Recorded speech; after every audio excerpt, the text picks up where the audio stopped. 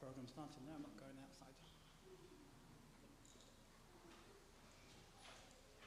I'd like to take a moment to welcome everybody here all today. Thank you for this afternoon and taking the time to come to our program. If I can ask, please, if those at the back could just make their way a bit forward.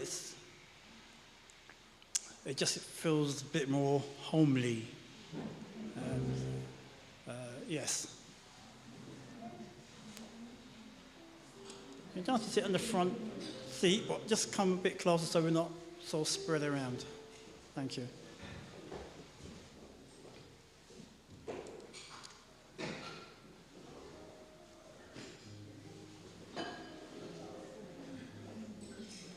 As you know, this is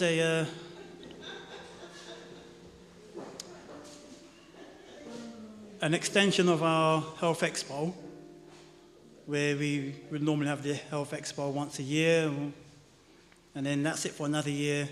The idea is that we carry it over, extend it through 2 or 3 other programs, inviting those who came to the Expo to these additional programs. This is the first one. I'm glad we're supported by the church, because if you expected people to come from outside and no one came, then we'd be standing here by ourselves. So thank you. And it still feels nice when people do come, that there are people here as well, and they're not sitting in an empty auditorium or church in this case. This is the first one of the 3. We have one in June, one in July, and then one again in September. This one is a new lifestyle, 8 secrets of life. The second one is cholesterol, health, and blood pressure. And the last one would be diabetes, managing your blood sugars.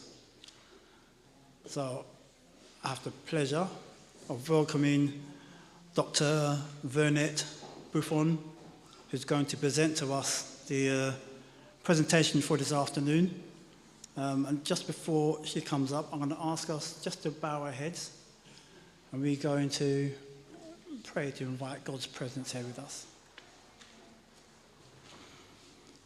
Our Father who art in heaven, we continue to give you praise for the large mercies that you give us and the blessings that you give us. We thank you for life. You've entrusted us with these bodies, Lord. And it's to us to use this body in the best way, using the best foods, and keeping it healthy, as our body is the temple of the Lord. We pray, Lord, that as we listen and we learn, we become wiser about health and a healthier way of living. We pray, Lord, that as Dr. Buffong comes up, that you will also be with her and you guide what she says in a way, in a fashion that we can all understand and take something away with us. It's my prayer in Jesus' name. All right, Dr. Buffong to come up. I'd like to thank her because she's taking her time. She could be elsewhere, enjoying the afternoon, but she's agreed to come up and to present to us this program. So if you can show your appreciation, we'll have to come. Okay.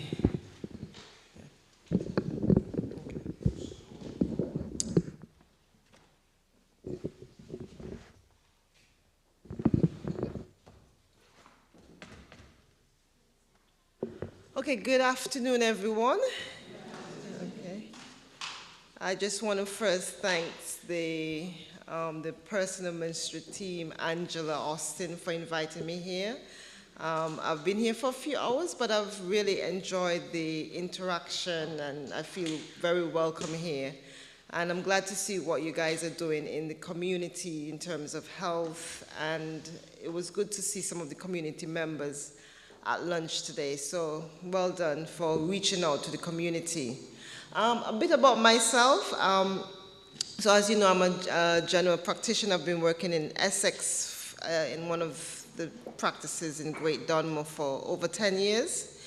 One of my passion is lifestyle medicine, so I'm a lifestyle practitioner. I also have a special interest in women's health, and a special interest in rheumatology. So the rheumatology is the study of bones and joints, so things like people that suffer from arthritis and all of these different things. So I have a special interest in that as well. In my spare time, we are planning to do a trip. We do medical missionary work. So for the past 2 years, we were in Tanzania. The year before that, we were in Congo, and this year we're going to Uganda. So we do a lot of outreach medical missionary trips. So if anybody's interested in doing any medical missionary work, just let me know. Angela has my contact details, so if you're interested. So I have been assigned to talk to you about New Start, and I know this is nothing new for us in the church. This is an acronym that we all know about. Have anybody here has not heard about the New Start or what it represents? Does anybody, for example, the first letter, New Start, what does the N stands for? Nutrition. And the E?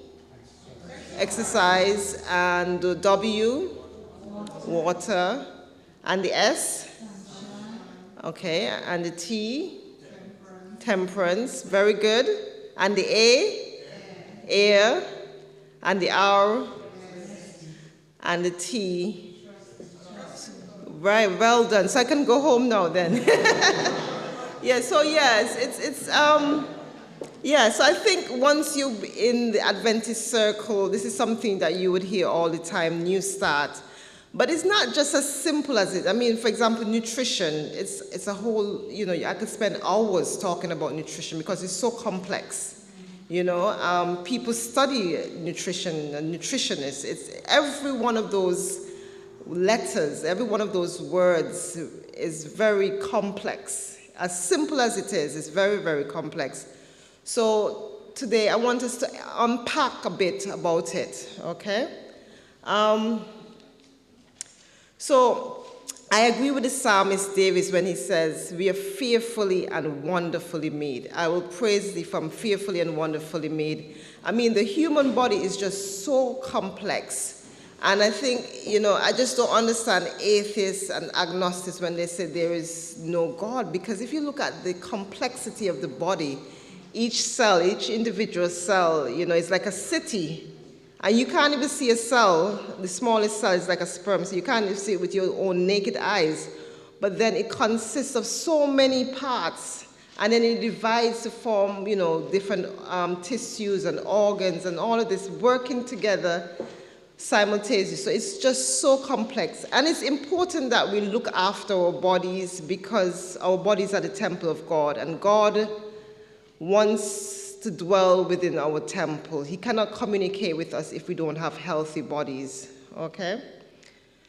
So I like New Start, and some people use things like Celebration, but New Start is quite good because it's a holistic approach that anything that you can apply, any condition, any medical condition you can use to apply to your health.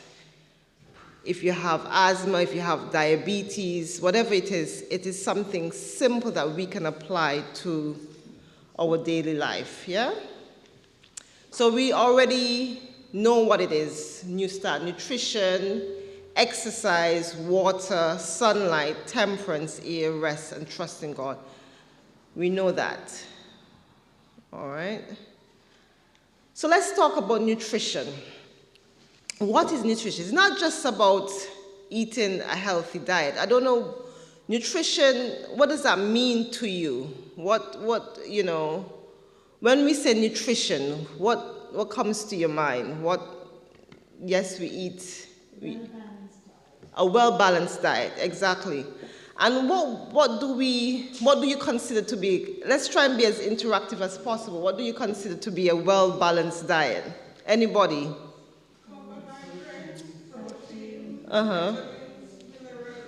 Yeah. And in the right proportion as well, yeah? What is also important for us as well in nutrition is to adapt what we call a whole food plant-based diet. And what does whole food plant-based diet means?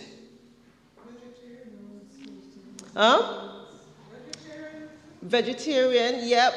But what else? Because you can be a vegetarian, but you could still be unhealthy. You know that. You can still be eating all the processed food. You can still, because all of these things that we buy, the chunks and all of these different things, it's all processed. So you can be a vegetarian and still eating processed, unhealthy foods. So whole food plant-based, as much as possible, those food that is minimally processed.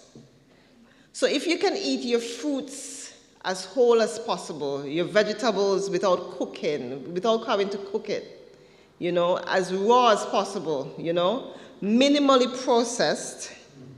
Whole grains as well. Whole grains. Whole grains, yeah. Wholemeal bread.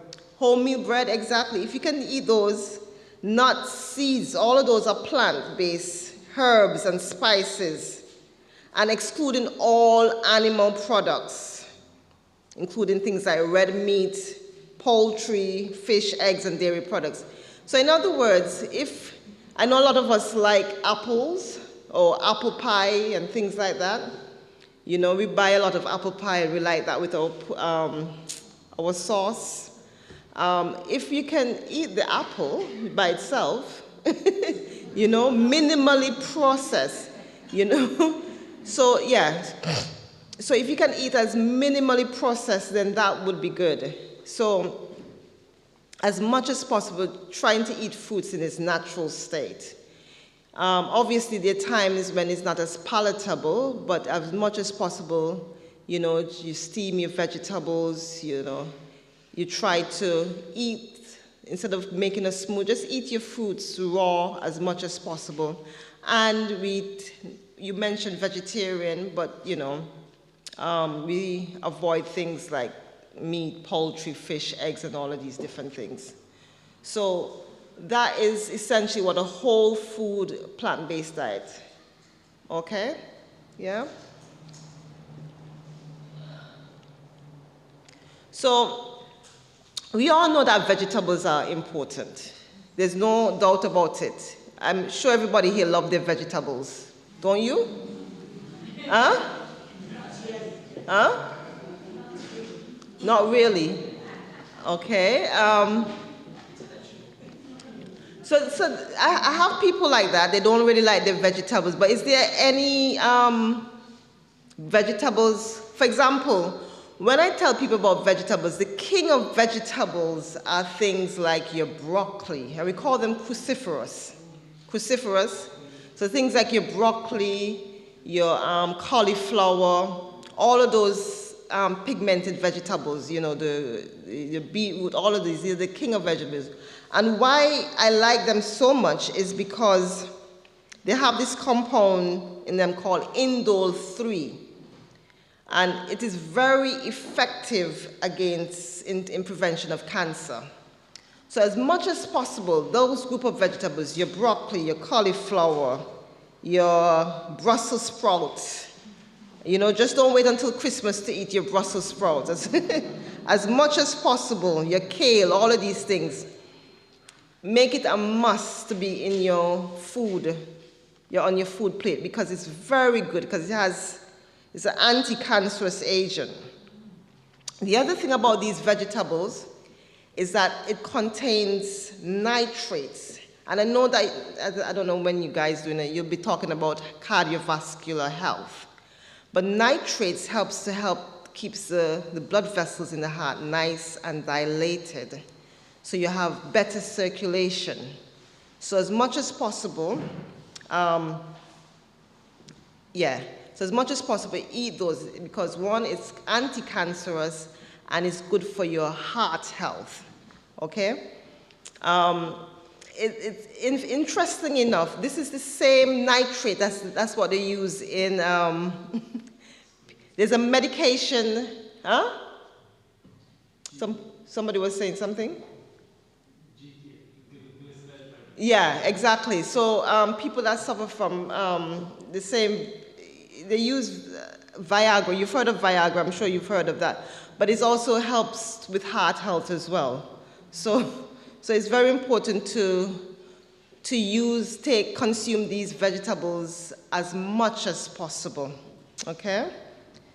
The other one, in terms of fruits, is the berries.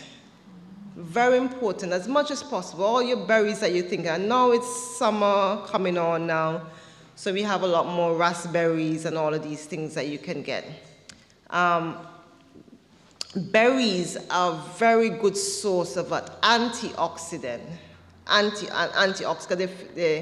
They're rich in vitamin C and all of these things like that. And they're good for your gut health.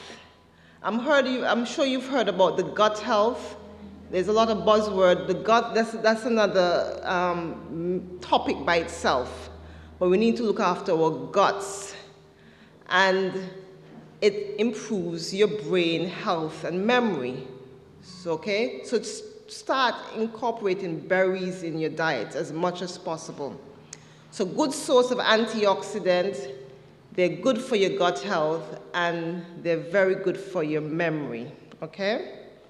So start on consuming. If you know, anybody here don't like berries? You don't like your berries? Yeah, I have a little problem with some of the berries. When I take some, like the strawberries, I get stomach, what do you call it? Indigestion or upset? Yes. Stomach upset, Yeah, okay. But I don't know if it doesn't go with ulcer.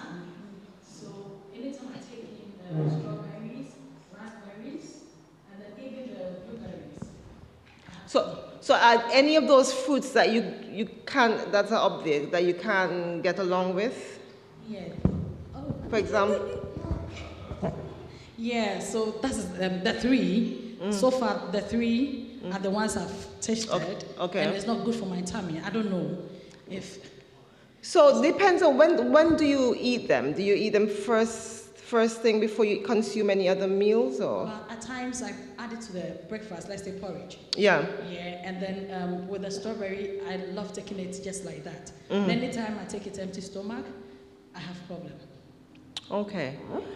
Maybe try putting something a bit alkaline, so maybe something like almond milk or one of those things, to see if that would, because it basically, once it goes through your stomach, the hydrochloric acid should make it alkaline, so it shouldn't really be upsetting your stomach. But try taking it with something like milk or one of those things. Okay? Okay. So why choose a whole food plant-based diet? in other words, why choose a plant-based, a whole food plant-based diet? Is there any benefits that can be derived from a whole food plant-based diet?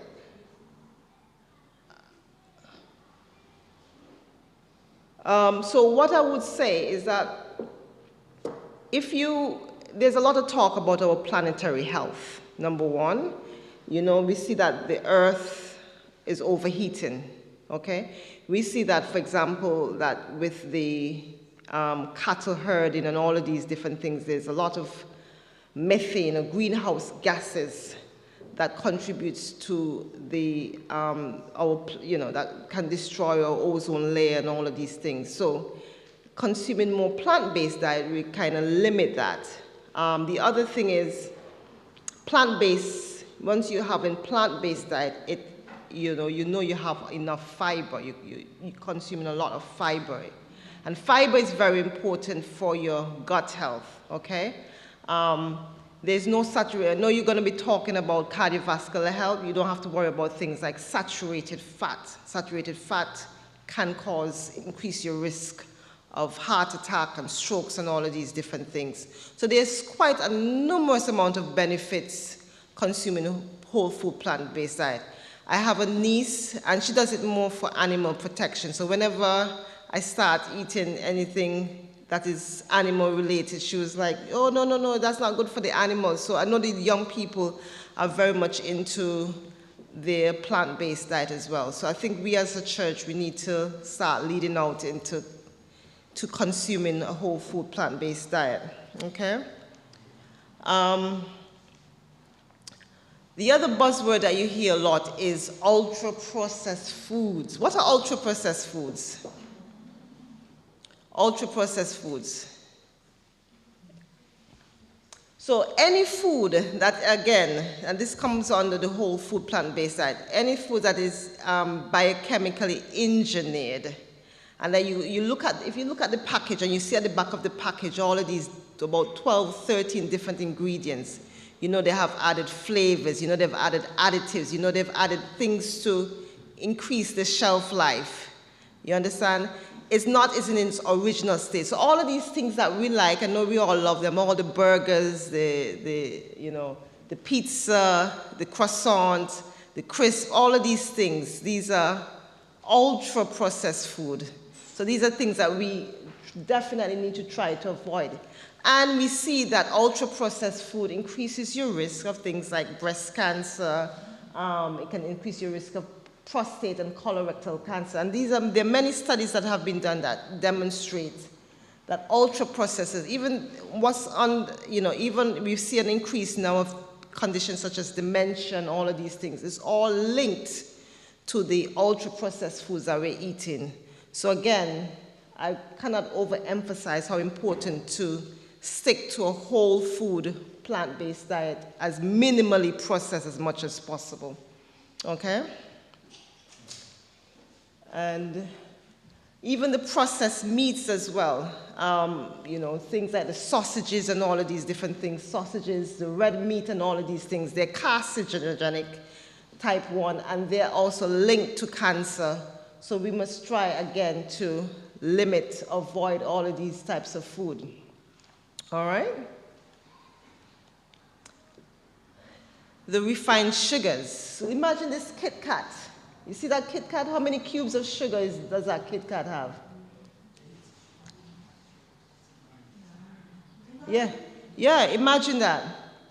And that's about 210 calories. I mean, the other day I was at the gym, and I was on the treadmill for about half an hour, and I was only able to burn 180 calories. Can you imagine when you take one of those? You understand? So about 9 cubes of sugar you consume when you take a Kit Kat of that size. Okay? So we need to avoid the refined sugars as much as possible. Okay? What about the things like 7-Ups? That one, that's about 3, 4, 5, 6, about 8 cubes of sugar when you drink this. So all of these carbonated drinks, You know, they're very good sources of high sugar content. You think that, you know, when you drink it, it's not that sweet, but it does contain a lot of sugar. So again, we need to try to limit our sugar intake. Okay? Right. Another common thing is the whole grain. I don't know if you know much about the grain. The grain that we get, the grain, if you look at the layers of the grain, you have your outer layer, which is like your germ layer and your bran layer. And you have the inner layer, which is like the endosperm. Now, when they harvest the grain, they take out the germ and the bran layers. And those layers has about 70% of your fiber. It has all the vitamins, all the minerals. And we're left with the endosperm, that layer. And that layer, it doesn't contain much. And that is what they tend to, you know, harvest these grains before they're fully ripe.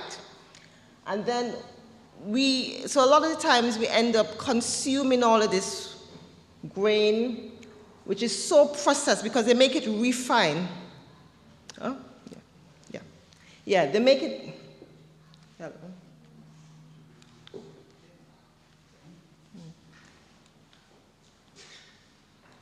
Yeah, so they make it so refined that all of these essential vitamins and minerals we are missing out on, okay? So, and even sometimes you go into the store and they tell you whole meal, whole grain. You have to be so careful because sometimes, a lot of the times they may put things in them that are brown, so some things like molasses and all of these things to make it, you know, looking whole grain and all of that. So that's why I say as much as possible, if you can cook your own thing, if you can bake your own bread and all of these different things, it's much more healthier.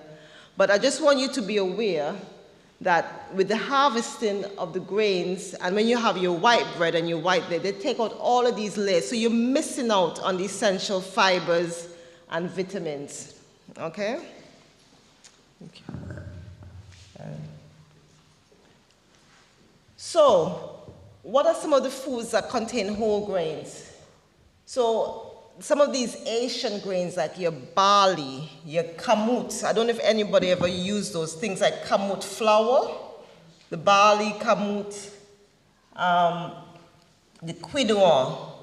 Those are good source of fiber. Your oats, not just any oats, things like your steel-cut oats. These are very good. Your bulgur wheat, very good source of fiber. Your shredded wheat. Some of your whole wheat products, things like that. So you try as much as possible to get the original. I like to call them the Asian grains.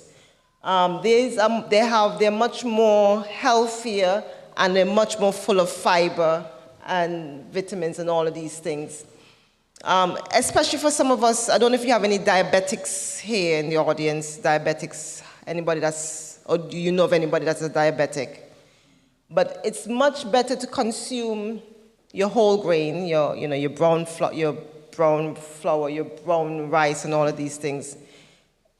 Because the fiber content is higher, so your glycemic index, which is your sugar content, the sugar is really slowly into the bloodstream. Okay, so it's much better to use those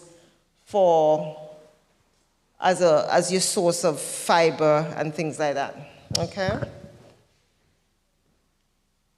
So this is what our plate should look like, and this is taken from the Canadian food guide. Even the one in England I didn't really like, but this is ideally what our plate should look like.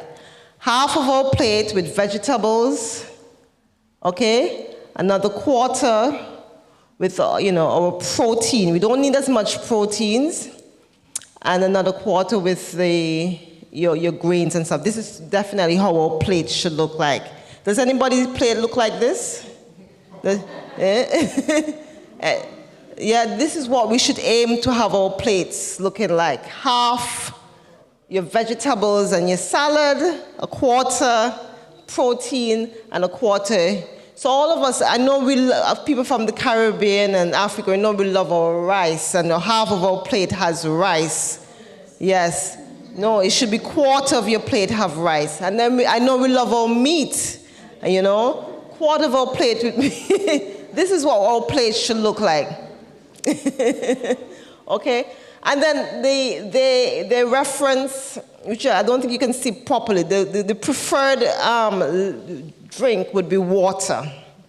Water there but this is a Canadian food guide, and this is one of the best, because even in the UK, they have things like milk, cow milk and all of this. But this is how we should be aiming to have our plates. Okay? Is that too difficult? Huh? Yeah. And you will see that if somebody is diabetic or they're overweight, if they start, you know, adopting this lifestyle, you see the blood sugar coming down, the weight coming off. This is how we should be aiming. And if you notice that the bread is whole wheat, even the pasta is whole grain, okay? And we try to consume more legumes instead of our meat and our fish and all of these different things, okay?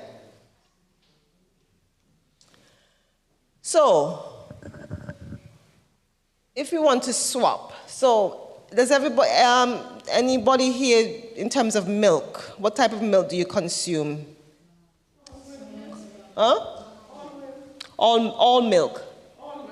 Almond milk, okay, good. So yeah, any of your plant-based, your almond, your oats, your soya milk, you can swap. Some of us, I'm sorry we don't have anything, but some, you know, we like our mince meat, so you could, and that's where you get your protein. Someday you could substitute that with things like corn, although that can be processed as well, but more things like lentils and your legumes. Your white bread, we love our white bread. Huh? You don't love it? No, okay, good. So if we can, huh? So if we can swap our white bread for our wholemeal bread, okay? What about white rice? We love our white rice. Do you think we can substitute our white rice for brown rice? I know some people tell me it's very difficult to cook, but it's very easy to cook. Yeah, there you go. Yeah? Does anybody have any problem cooking their rice, their brown rice? You have a problem? Okay, my friend over here would give some cooking instructions, right? Yeah. I want to ask, is there any problem with the white rice? Oh, the white rice. So there is a lot. So the white, in terms of what? You like your white rice? Yeah? So for somebody that is overweight or they're diabetic, okay, the white rice is not as nutritious. There's no fiber in the white rice. We want foods that have high content of fiber. And if you're trying to lose weight or trying to get your blood sugar under control, it's better to use the brown rice than the white rice. Okay? For somebody like me, somebody like me. Huh? Yeah, I don't want to lose weight. So I don't have weight. Okay, good question. Good question. But then, remember I said earlier, you know, you have all of these gut health. We talk a lot about the gut health.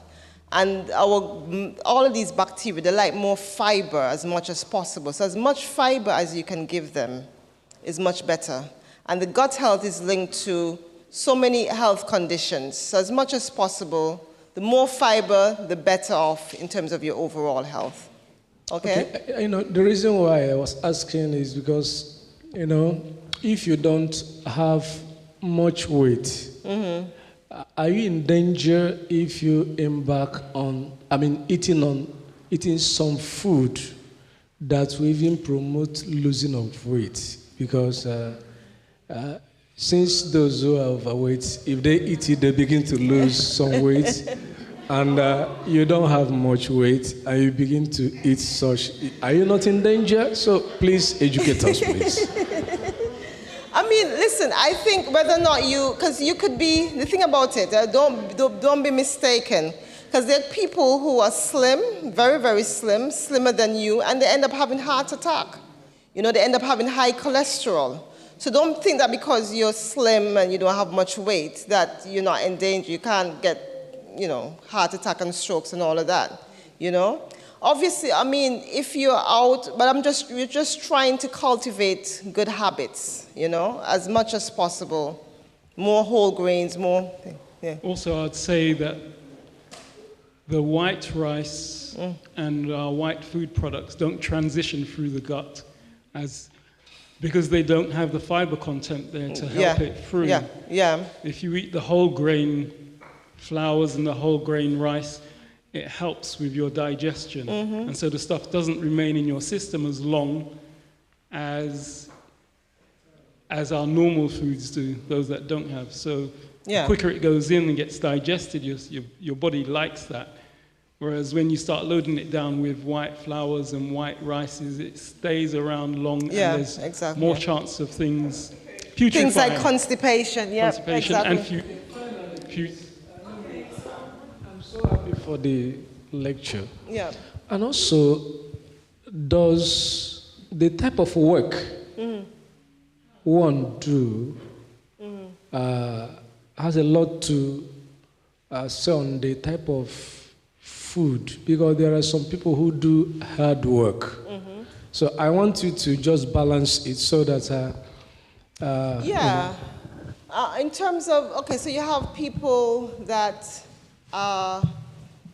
do hard work, or they're athletes and stuff like that.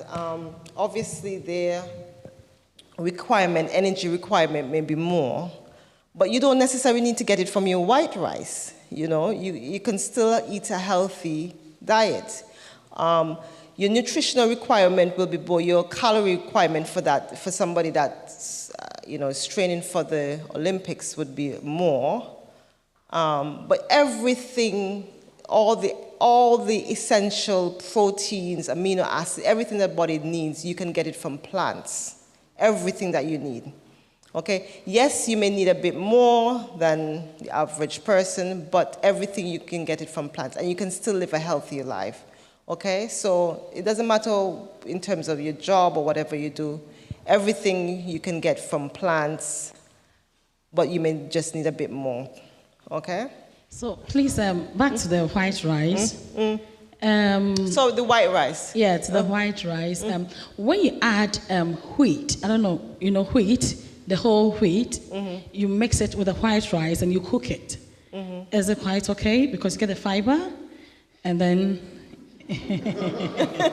add it to the rice. No. So what? No.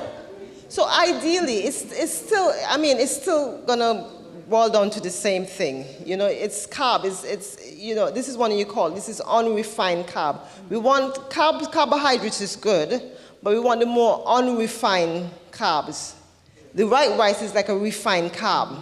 So I guess when you add the wheat and all of it, you may have a bit of fiber and thing, but ideally, white rice by itself is carbs, refined carbs. And if you're diabetic and if you're overweight or if you have heart disease and all of these things, it's better to go with the whole grain. It's much healthier.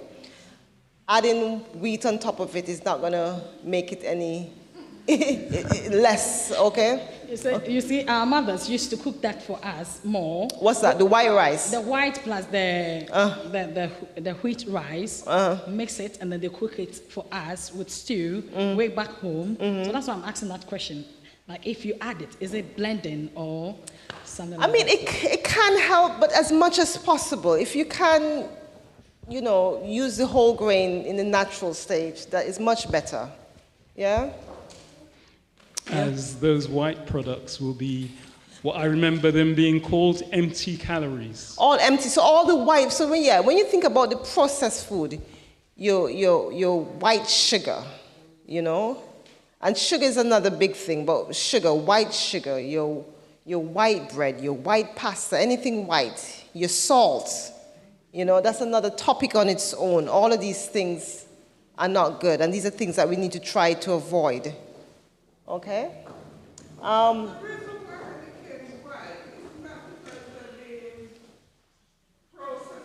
The processing, yeah. Yeah.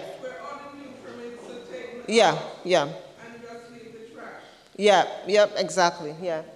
Even something, I love white potato. You guys like white potato, don't you? Okay. So, you know, sweet potato is better than white potato. You know that, yeah? It has a lower glycemic index. If you're going to consume white potato, it's better to consume it as whole. Again, this is an example of a whole food.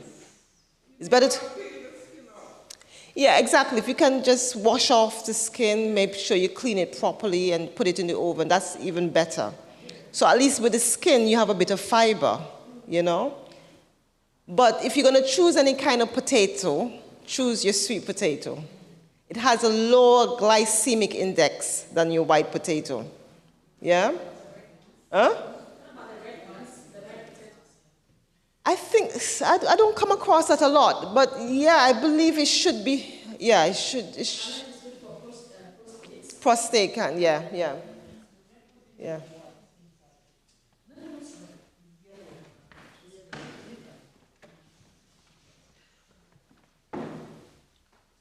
Okay.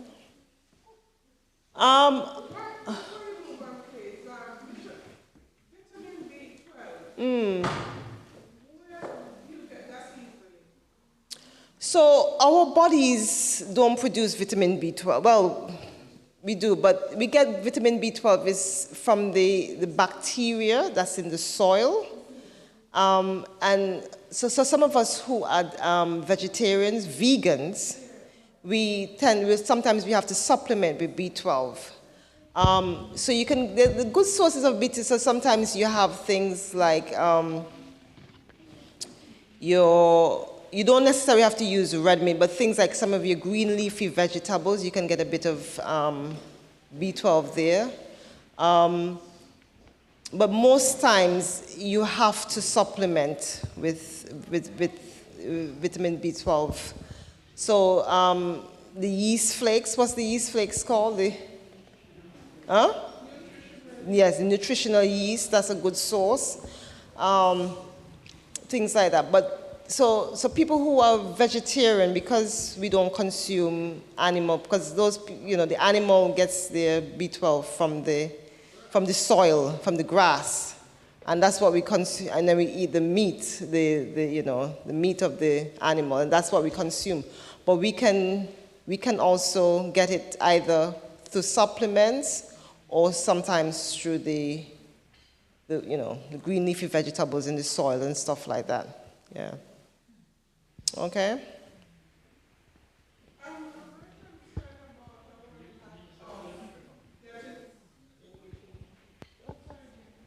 And the gut microbiome is also good, is also very good, helpful in producing B12 as well, yeah. Mm-hmm. Yeah. So when we're thinking of whole plant-based diet, and we cut out meat, especially red meat, it is likely that we would suffer from lack of vitamin B12. It's possible, yep. Mm-hmm. Yes, and next thing you hear, your hair falling out and lack of all these sort of things.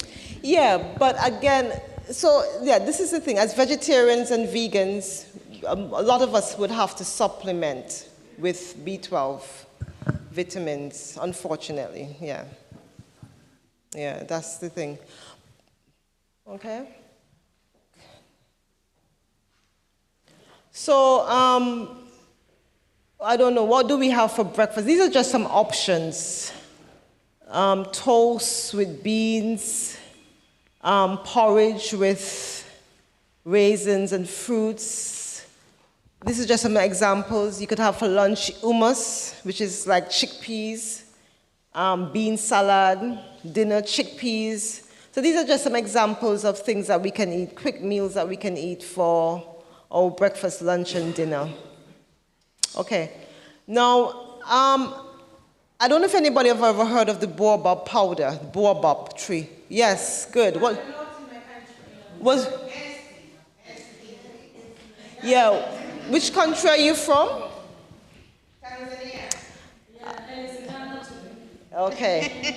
So what do you? Kenya as well, East Africa. Okay, so you're from Tanzania? Yes. Okay, very good. So, because I have some baobab powder from Tanzania. Oh yes, it's my lovely. So what do you know about the baobab powder? It has a lot of vitamin C. Good. Yeah. Good. Vitamin C, what else? It has a lot of nutrients, fiber. Yep. It's good for skin, for hair, for everything. So I think this is a must. I have a sample here. I will leave it with the personal ministry. But the baobab powder is something that it's like one of the superfood because it's high in vitamins. It's natural. It's high in vitamin C, high in fiber, good antioxidant. It boosts your immune system, okay? And it's very versatile. So you can put it in your smoothies. You can put it in your soup. You know, you could use it as I'm making gravy sometimes and I use it as a thickener in my gravy. You could make it as ice. You could put it on almost anything. Those of us who like to bake, it helps with the rising of the yeast. So it's something good, and it's so high in fiber, it's very good for your gut microbiome. Okay? So I have a sample here, so I'll share it with you guys later. But yeah, I'm glad that we have somebody in the audience know about the baobab powder. They have it. I also have it as well. If you're interested, we sell baobab powder. So it's very, very good, very nutritious. Okay. Okay. Exercise. I think we spend a lot of time on nutrition. I tell you, nutrition we could go on for hours because it's just so much to touch. Exercise. Does everybody here exercise? Huh? Walking is an exercise.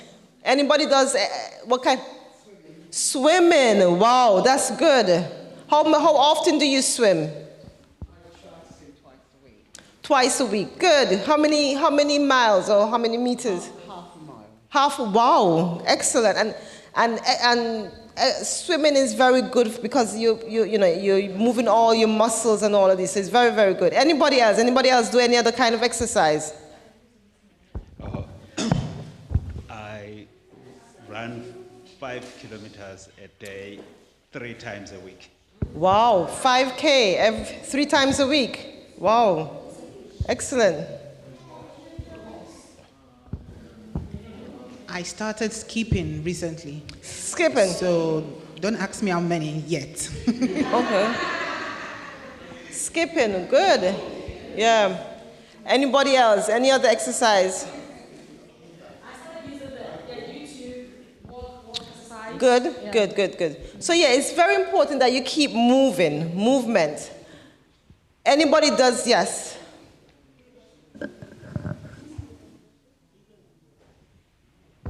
Okay, I also want you to give us a guide as regards exercise. As to what? Sorry? Exercise. Like, I like jogging, that is press up. I like exercise. I can even jump many times. Yeah. But are we supposed to have limits? Okay. Get me? Because somebody, when you say exercise, so that somebody will not exercise himself to death. Yeah. Get me? So, what could be the limit? How are we supposed to do it? Okay. So that we'll be able to be temperate. Yeah. Temperate. Yeah. Something like that. Yeah, so very, very important, yeah. So the national guidelines recommendation is that we should be exercising, moderate amount of exercise, 30 minutes, 5 days a week, so 150 minutes a week, okay?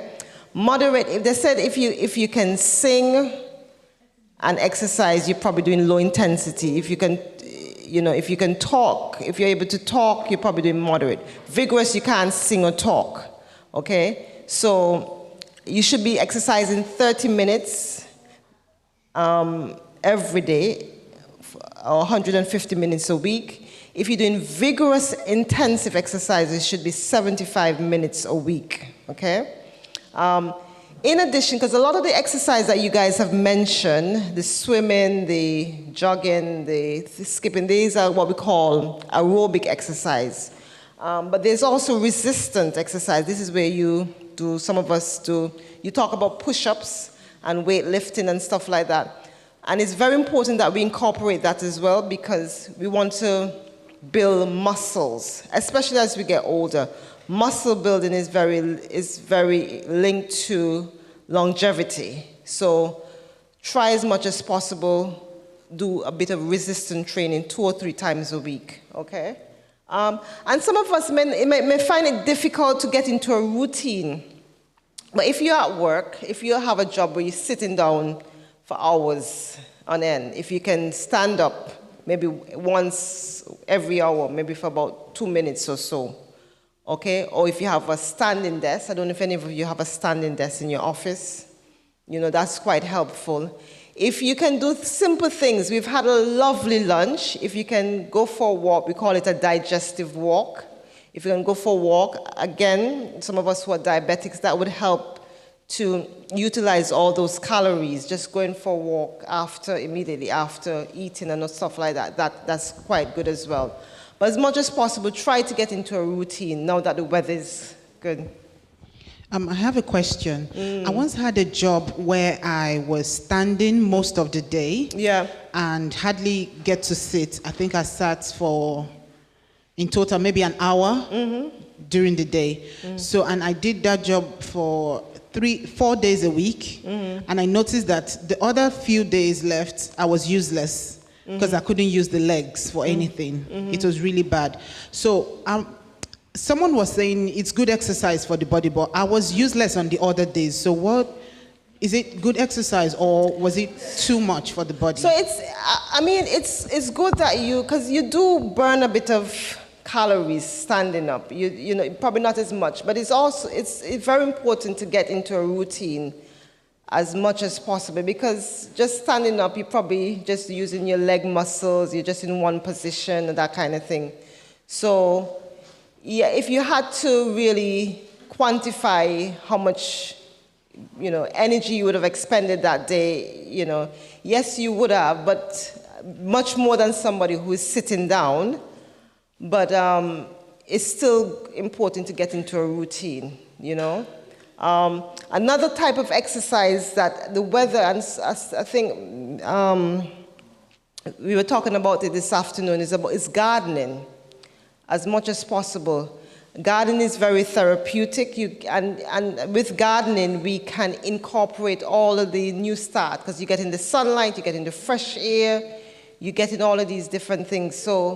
And you're working other muscles as well when you're doing gardening. So and you're growing your own food, so it's something good to incorporate as well. So as much as possible, if you can't get into a routine, just try to keep active throughout the day. And I'm sorry are you still in that job? No? Okay. But obviously it's a lot much better to stand up than to be sitting down all the time. So don't be a couch potato, okay? And no, it's very important, because we link this to sedentarism, and sedentary is even worse than smoking. Sedentarism increases your risk of heart attacks, strokes, and all of these different things. We have a lot of children that they spend all day on their phones, their laptop, the computer games, or they just order food. So again, try to avoid being a couch potato, okay? Okay, so what are some of the benefits of exercise? Anybody? What are some of the benefits of exercise? Losing weight, yep. Releases stress. Good. Anybody? It promotes, yep, exactly. Anybody else, yeah? Makes you feel good. So you're releasing all those endorphins, all those happy hormones, yeah. Good sleep, very good, very important, yeah. Good mental health, yeah. Increases energy. So yeah, all of those that you've listed, very important. The benefits of exercise. Now, as I said, dementia is a topic that's very close to me because, my grandmother passed away from dementia. And exercise, and I think our focus should be on prevention of things like dementia and things like that. But when you exercise, you produce this hormone, it's called brain-derived neurotropic factor. And what it is like a fertilizer for the brain. It helps with the synthesis of new nerve cells. And that's very important for your brain health.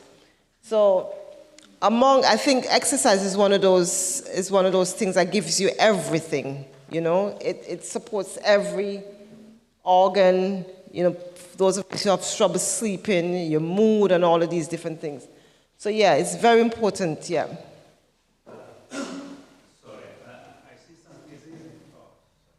I see some diseases in there. So does exercise contribute to remission of some of those diseases? Remission of cancer and stuff like that? Remission of cancer, oh, remission yeah. of diabetes. Oh yeah, definitely. I mean, we have a lot of patients that are on chemotherapy with cancer, and we get them to do exercises as well, even though you might be weak, but it's very important that you keep active. So it's very, very important. Somebody who is diabetic, keep getting your blood sugar under control, help with the weight loss, that would help with your blood pressure and things like diabetes. So yeah, it's very important. Yeah, Yeah, okay. Right. So I have questions for you. How much time do I have? Sorry, how much time do I have? Huh? Because we want to touch exercise. Okay. Now, so I have a question. It is sometimes difficult to choose to exercise on a daily basis. How can we obtain motivation to make this a priority in our lives? It is sometimes difficult, because that's what I get. A lot of patients tell me, that people tell me they don't have time to exercise. What do you think we can do to...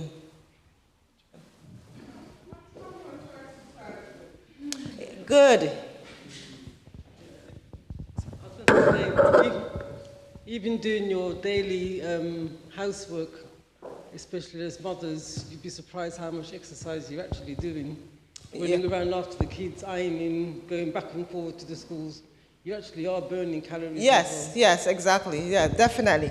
And it's good when you have a partner to exercise, somebody to encourage you. So even as a group, as a church, if we can arrange maybe days on to walk, a partner, and getting your family members involved, just having somebody else to work out with you, that's very, very good to motivate you. I like those answers and what you mentioned as well, just doing work, chores and stuff like that, because you're burning calories. Anybody else? What else can you do if you don't have the motivation?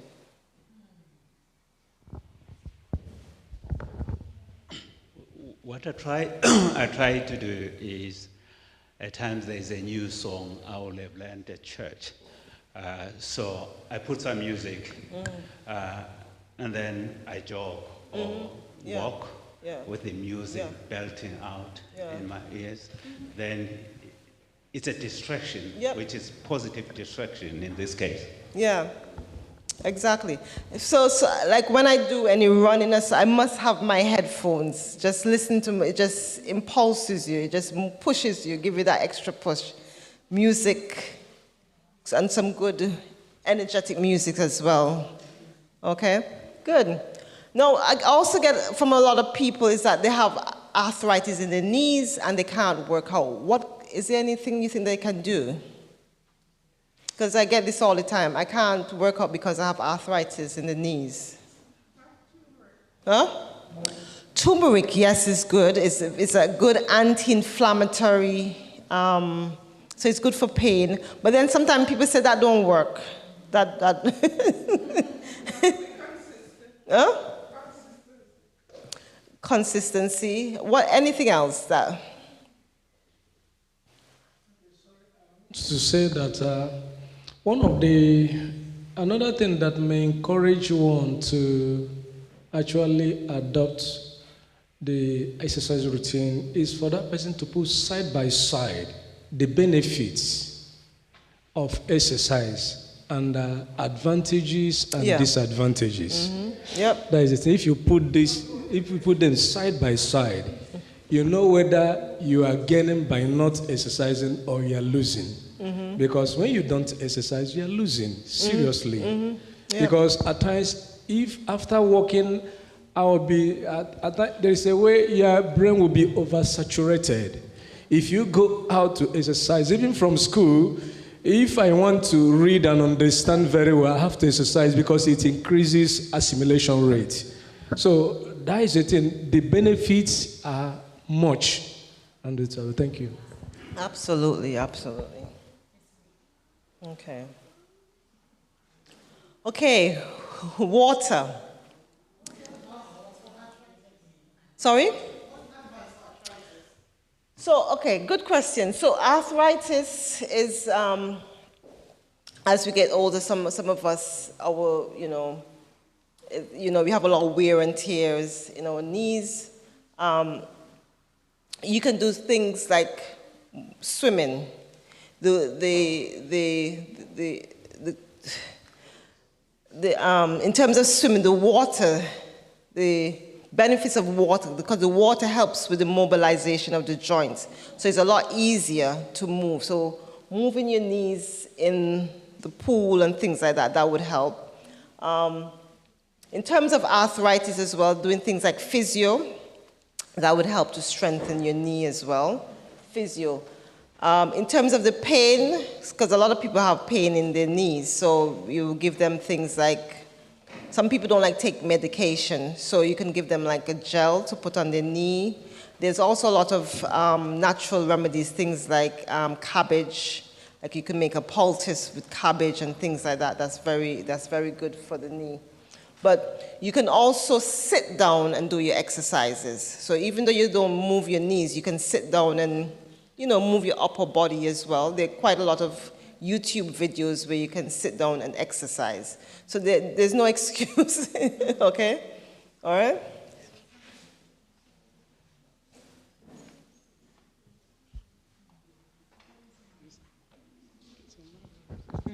Recently, I came to realize about this oil. Sister Sharon, I told you the oil. What's the name of that oil? So there are things like CBD oils as well. I'll remember it. But arthritis people, they have to run away from certain food, sugar first, animal fats, cheese, you have to run away from it. Don't touch it completely if you want good health. Bread. Bread as well causes a lot of problem in a human body, especially those people who have arthritis. And it's not because of bread itself, it's because it's genetically modified. But the natural bread or flour, if we could have the natural seed, is good. But we don't have it nowadays. That's why people are suffering with many challenges of the health. And that's why we have a lot of these autoimmune diseases because of the. So when I say autoimmune, things like arthritis is one. Things like, I don't know if people suffer from things like lupus, things like all of these bowel problems. People have irritable bowel disease, celiac disease. So it all has to do with some of the grains that we consume. And in terms of natural products, some people use things like CBD oils. People use things, ginger and turmeric is quite good as well. Things like omega-3 fatty acid, and you can get that from your Holland & Barrett, but you can also get it naturally. as well. So things like from your flax seeds and your chia seeds and all of these different things. So these are things that you can explore naturally. But I'm just trying to say that there's no excuse. All of us can exercise, okay? Water. So how much water should we be drinking? 8 glasses. Why 8 glasses? What if I'm active? What if I live in a hot country and I'm somebody that's an avid sports person? Would 8 glasses suffice?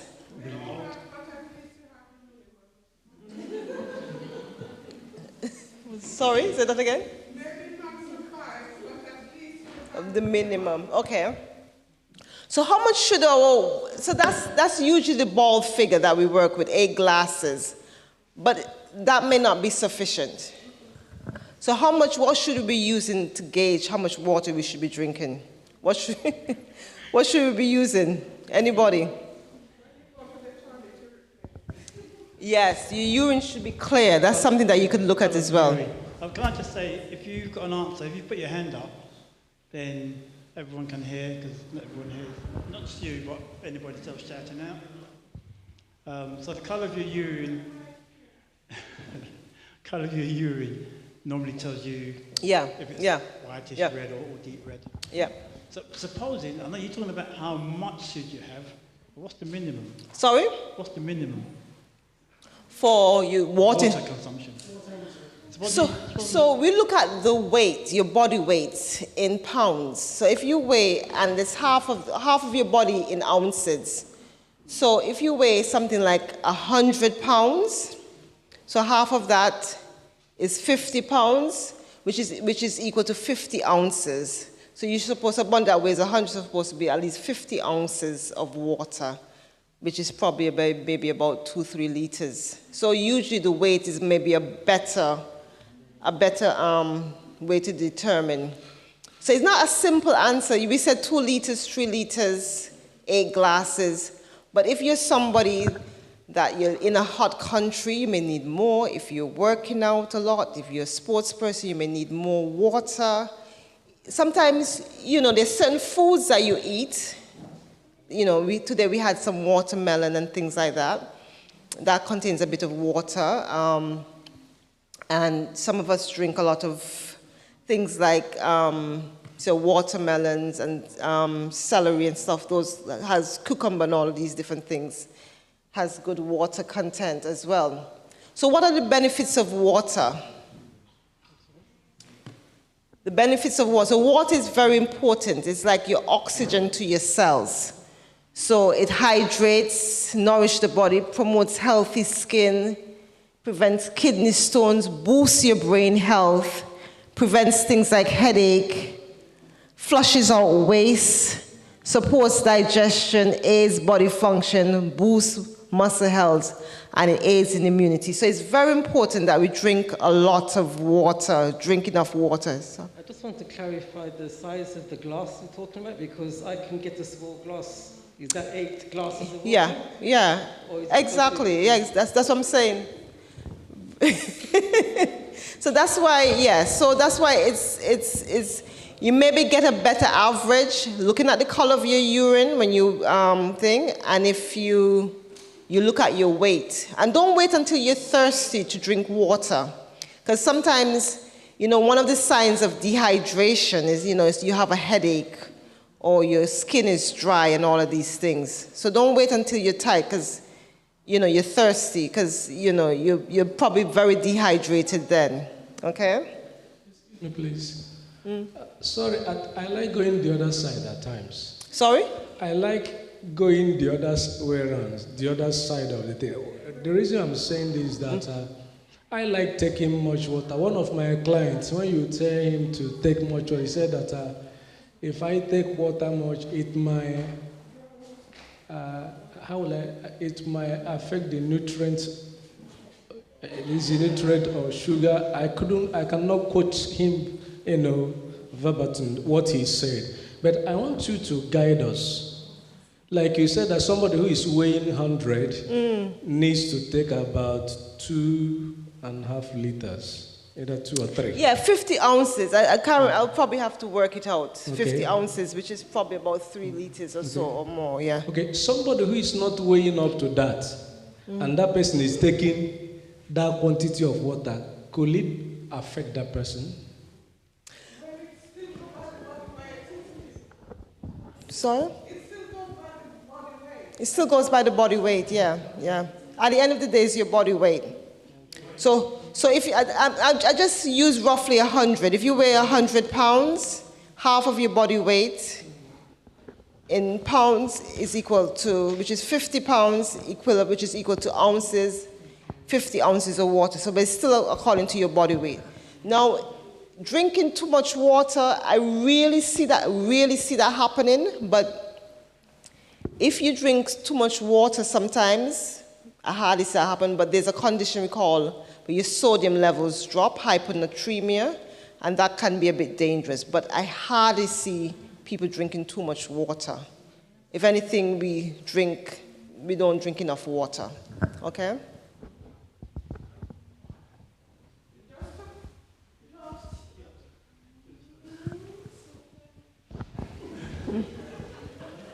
Please, I want to ask a question. When I came here, I can see we have still water, and then we have the spring water.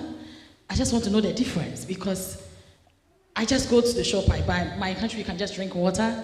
It's really cool. But here you have still, you have the spring. The difference. So you got, yeah. I mean, so there's still, okay, you have still, you have sparkling water, there's so many different types of water. You have distilled water, you have so many different types of water. So that's another topic by itself. What you can do is to look for the pH of the water. And if you really want to be that technical, you can look at the more alkaline the water is, the better it is. Some people like distilled water, but then when you distill the water, you're getting rid of all the nutrients, some of the, so some things like fluoride and magnesium and all of these different things. Distilled water is quite good for people who have chemotherapy, or they're trying to cleanse, doing things like cleansing. I think at the end of the day, once the water, I think our tap water is pretty safe. Yeah, I know there have been some scares in Devon and all of these different places, but the tap water, the reason why I said it's pretty safe, because it's tested more than the bottled water. You know, they have to be testing the tap water frequently. And I'm talking about in England, the tap water, certain parts, I don't think we've had this scare in Clacton SDA, I know in Devon and all of these places. But for the most part, the tap water is safe because it's tested more regularly than the bottled water. But as much as possible, because where I come from, I'm from the Caribbean, so the water that I get is from the spring. So as much as close as possible, this water from the spring is a lot healthier because you have all those minerals. So as much as possible, if you can get that water, which we can't, which is difficult, it's expensive, all of these different glacier and all of these things, water, Volvic and all of these different waters. So if you can get the spring water, and the more alkaline it is, it might be better as well. But don't get too bunged up on the bottles of water and all of these different things, because you get confused and all of things. Important thing is that you're drinking, you're keeping hydrated.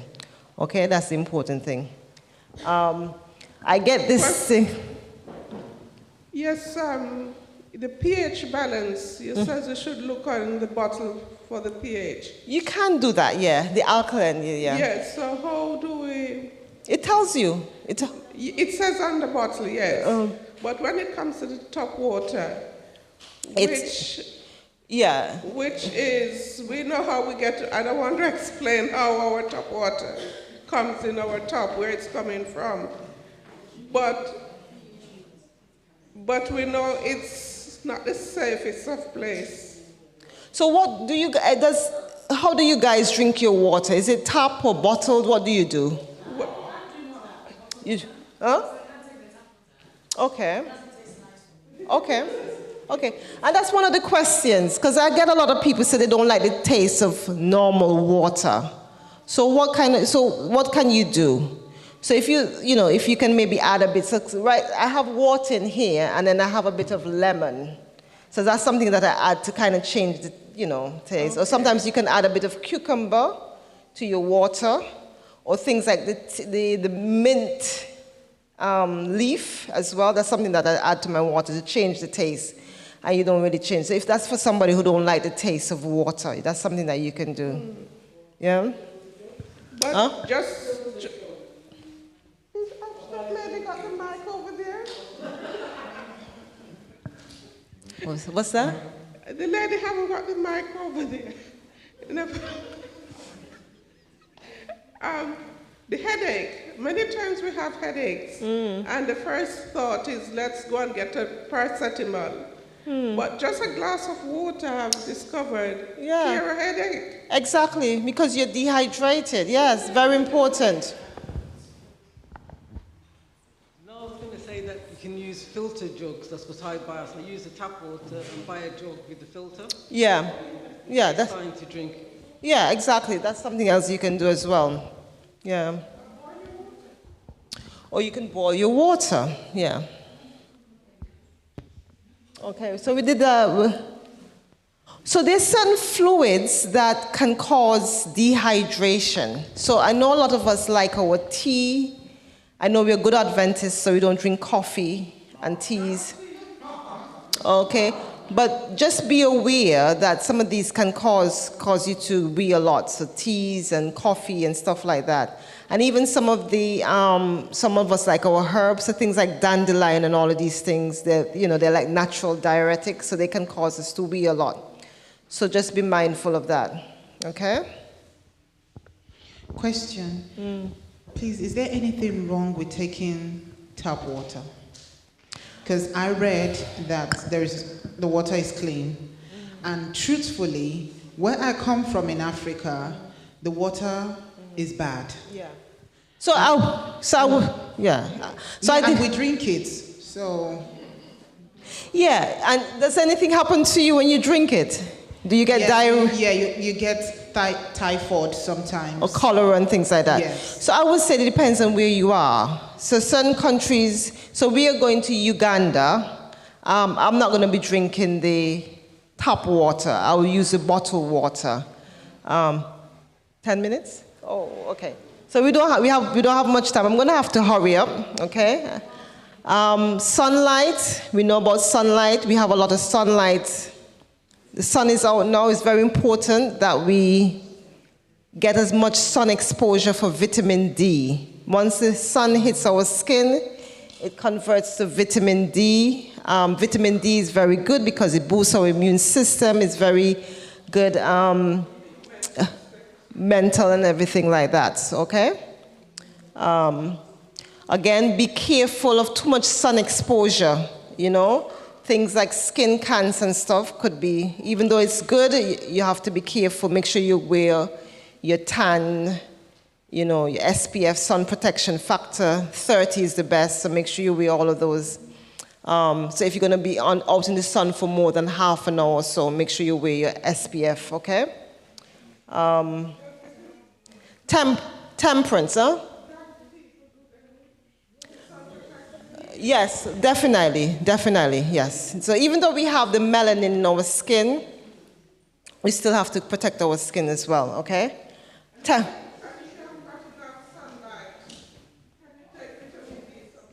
Oh yeah, you can take, so in the winter months, when there's not much sun, I advocate everybody, children, elderly, everybody should be taking vitamin D, between 1,000 to 2,000 international units every day. Yeah, very, very important. When we had COVID, a lot of the people who suffer from COVID because of low vitamin D, okay? So it's very important that we take our vitamin D. Oh. D3, yeah. Okay, temperance. We know what temperance is.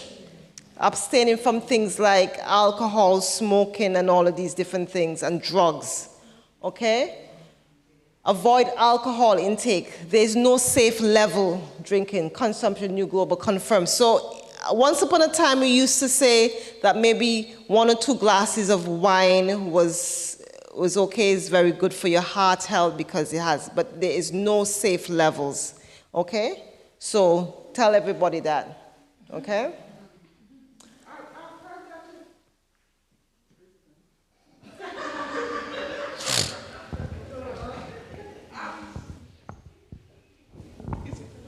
I've heard that red wine is what people should have, but if you have just red grape juice, it is, you do not have to take the wine. Exactly. So communion. Yeah. Can I one? Yeah, so yeah, that's true. So the grapes, it has these properties, phenols, which is very good for your heart health. But you don't need the alcohol, as you said. So there's no safe levels, so avoid alcohol at all costs. Now, I'm glad that the government, so when governments start passing bills and stuff, I can see that our government, I don't know how long they're going to be in power, but they're trying to ban smoking, I think.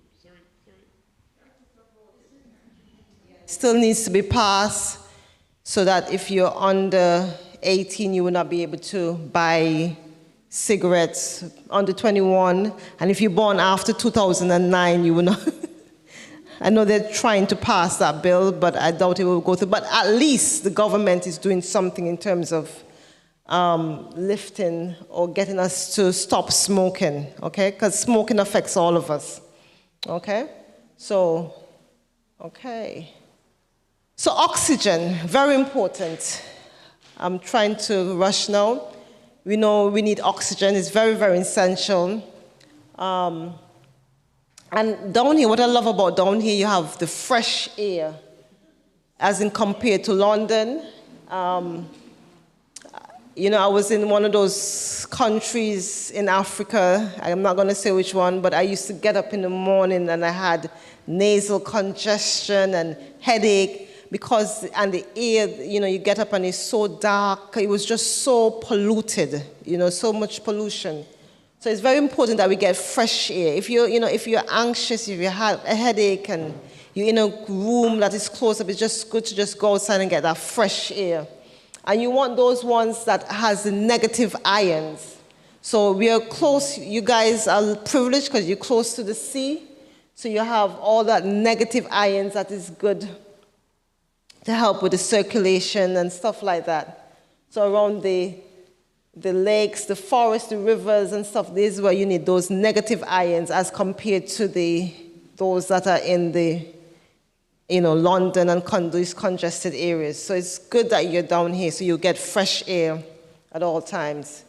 And air is very good because it helps soothe the nerves, aids digestion, helps you to have a good night's sleep and all of these different things.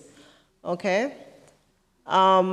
Indoors, so as much as possible, if you can open up, you know, if you're home, open up your windows. And plants are very good. You know, you have plants in your house, it helps to absorb all this CO2 and all of this, that, you know, all the waste gas and things like that. So you know, if you don't have plants, try to get some plants in your homes as well. Okay? And I don't know if any of us suffer from anxiety or stress. Doing breathing exercises, that would help with the, you know, if you're somebody that suffers from mental health. Breathe in, 4, holding your breath on 7. And that's something you can practice. How much time do I have? I'm trying to think. And then finally, sorry. So the program is designed to finish at 5. Okay. So I've got 6 minutes then. Are you in a rush to go at 5, or would you happy to have another 10, 15 minutes? It's very important. Are you okay with that? Okay, yeah. We'll see. Okay. Rest. Thank God for the Sabbath day of rest, okay? But even more important is our daily night rest, all right? How many hours of sleep are we getting? 8 hours. Everybody gets a sound nap sleep, yeah? No?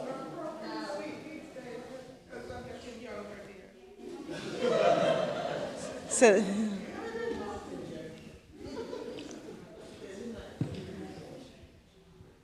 why is the church laughing, presenter? I have no idea. I says because I'm getting younger. And they burst out laughing. So yes, yeah. So some of us as we get younger, sometimes we have difficulty sleeping. Yeah, that can happen, yeah? No, in serious.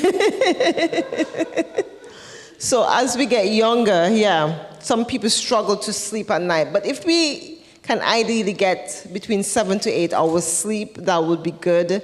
And not just sleeping lightly, but a deep sleep. Because we have different stages of sleep. You know, you have different levels. You have your REMs, rapid eye movement, and that's another topic by itself. But sleeping is very important because that's where your body restores itself, repairs itself, consolidates memory.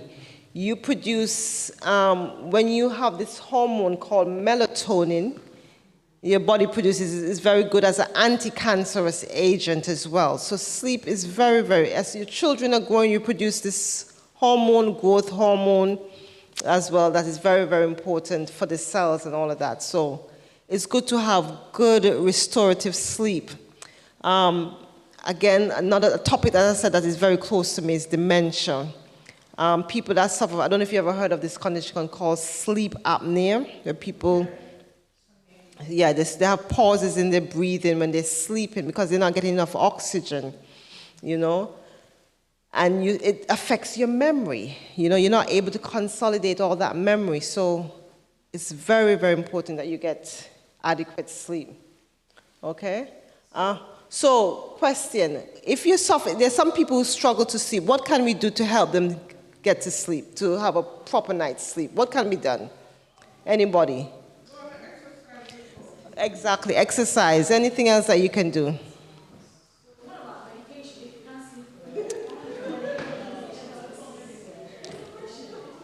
Yeah, yes, but that's like last resort. Last resort. Anything that, yeah. Huh? Breathing exercises, yeah. Yeah. Maybe clearing your desk, like if you have outstanding tasks, you have to try to clear quite a lot of them, or something that you have to do tomorrow. Clear it before, because if you wake up in the middle of the night, you've been thinking about all those outstanding. Yeah. Okay.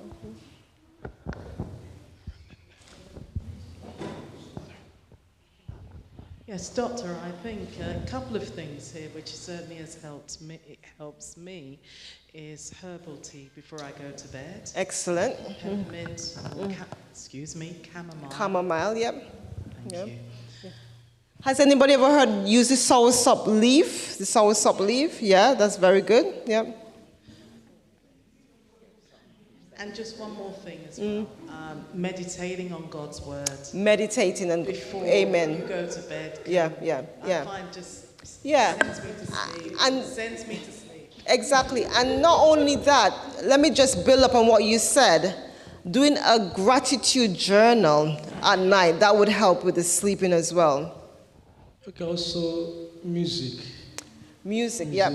Depending is not those distracting ones. At least cool music can lead. And I want to ask a question also. The 8 hours sleep. I don't know how many that sleep 8 hours here anyway. 8 hours. But if somebody doesn't sleep up to... I have a client, the woman sleeps only 3 hours. 3 hours. I think she's about 70 now. She's still agile. So, because considering the environment, at times I will come back home around 9:30, you know, although I don't eat that time anyway.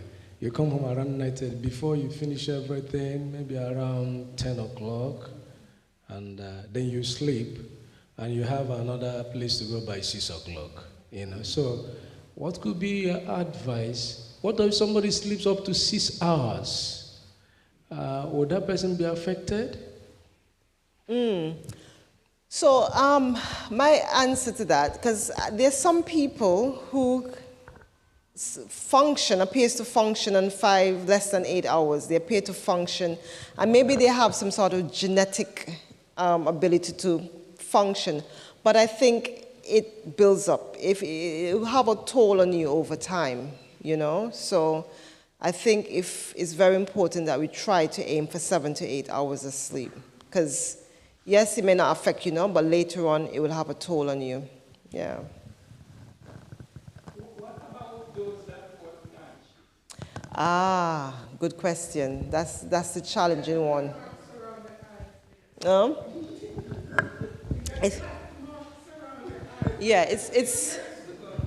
It's very, very challenging. I agree with you. That's very, very challenging, and it's something that, because if you work night, it's very difficult for you to, in terms of your circadian rhythm, to regulate and be able to sleep. So as much as possible, you try, when you are off, to sleep as much as possible, just trying to be,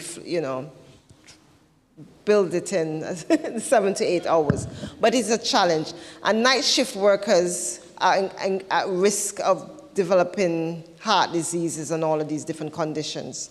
So it is a challenge. I agree with you, it's a challenge. Yeah.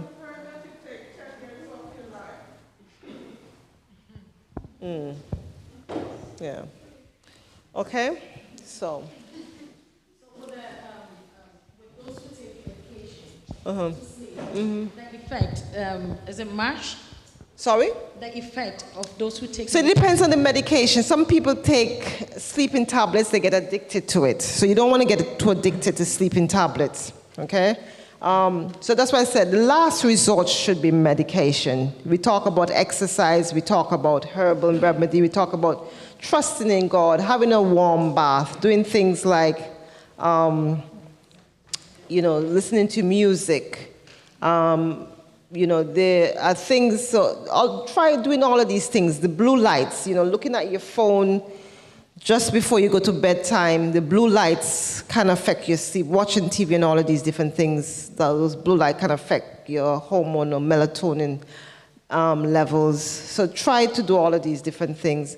If you still can't sleep, then the final resort would be medication, but you don't want to get addicted to it, You want your body to sleep naturally, all right?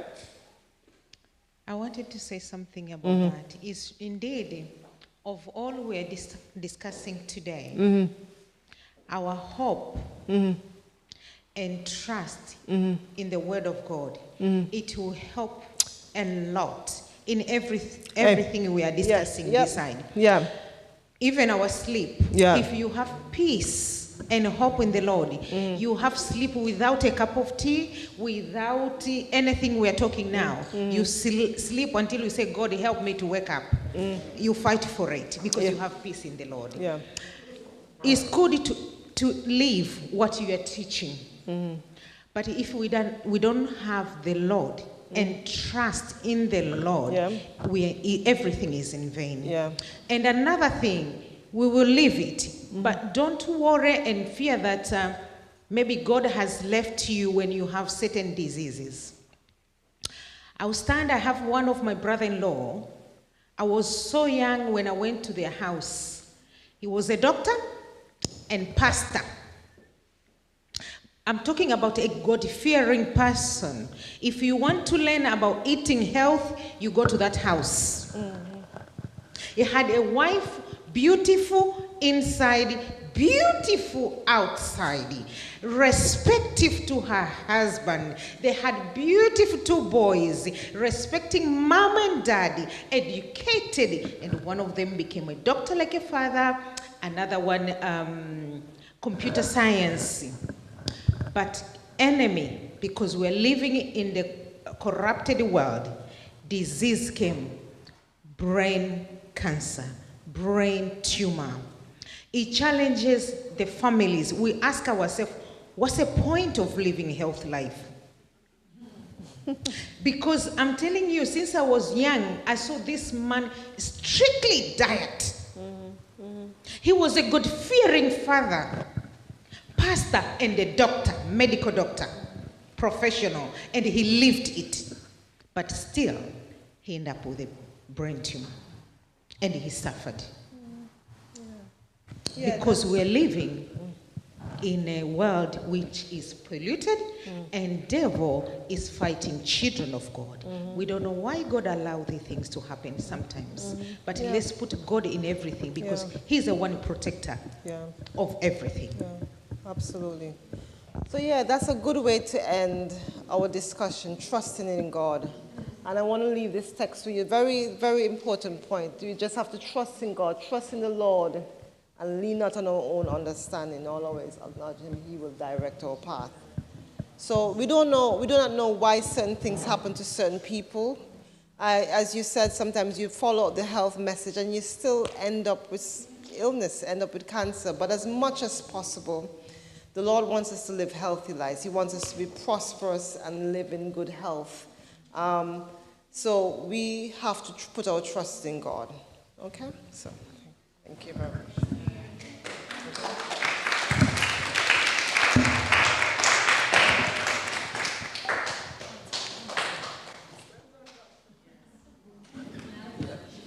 Absolutely. It was very much enjoyed. It's the first time we've done something like this. You're not sure what you're going to get or what's going to happen or what it's going to be like. It's 1.5 hours too long. No, it's not long enough. Lots of information. You think you know about the health laws of life, but there's so much more that you just don't know. And thank you, Dr. Vernette, for coming and taking the time and educating us.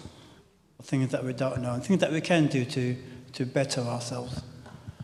I was going to ask you guys some questions, but it's clearly that you enjoyed it and that we benefited in some ways from what we heard.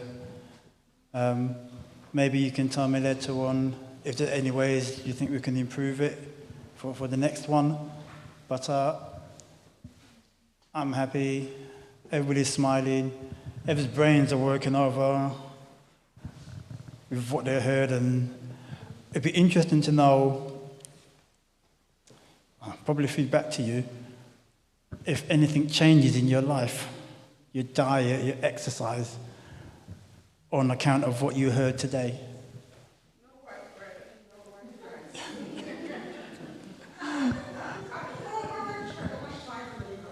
Okay. Maybe easier to change the no white rice for some than others. Right, we're going to... Yeah. But now you know. You can't say you don't know. I'm going to ask us all to stand. Just to let you know, as we finished, there's a few refreshments at the back. So you can have a hot drink, cold drink, and a few biscuits just before you go. So you're quite welcome to join the team at the back who are waiting for you. Let's bow our heads. Our Father who art in heaven, Lord, we waited and we didn't know what we would get, but you had a message for us, even this afternoon, a health message that we can take away to improve our physical lives and in so doing our physical, spiritual health. And our bodies. We pray, Lord, as we now leave here and go our separate ways, that you'd give us safe travelling mercies. Lord, that you would bless dear doctor and her mother, bless her in a field of medicine, and you continue to bless her as she has blessed us, and I'm sure she will bless others. It's my prayer in Jesus' name. Amen.